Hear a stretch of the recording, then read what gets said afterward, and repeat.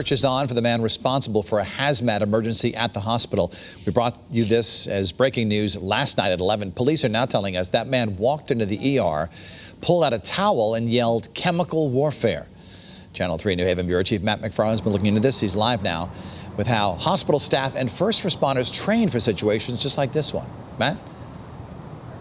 Well, Dennis, they train together and separately for incidents just like this one. Fortunately, last night when this happened, everyone that was inside the waiting room of that emergency department, they are okay. But police say as for the man who was behind this chemical scare, well, he's still on the loose. It was around 10 Monday night when firefighters and police flooded to the emergency department of Yale-New Haven Hospital. A potential hazmat scare when a man walks into the ER waiting room and starts ranting, not making any sense before pulling a stained towel out of a backpack, placing it on the front desk, and saying that it was chemical warfare. Obviously, some sort of a personality issue, whether there was some psychiatric issues there. That man took off before police could arrive. Rick Fontana, who heads up New Haven's emergency operations, was on scene last night. Firefighters, police officers, they train every day.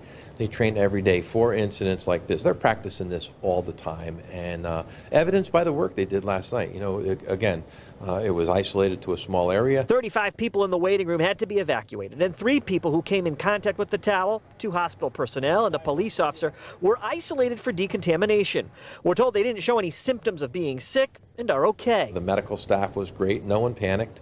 Everybody understood what was going on. And again, it was just, you know, the collaboration that we have day in and day out between the city and the hospital, it shows during an incident. In fact, the emergency room remained open. Only the waiting room was affected, so hospital staff were able to continue treating patients, along with making sure everyone was safe and secure. It comes down to the hospital staff knows what to do based on their drilling.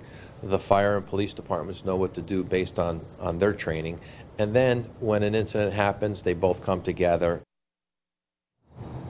Now, police tell us there is surveillance video from the hospital's emergency room. They are using that to try to hopefully identify this suspect. As for the towel, it was tested. We're told still waiting for a final analysis to be completed. We're live at the mobile newsroom in New Haven. Matt McFarland, Channel 3 Eyewitness News.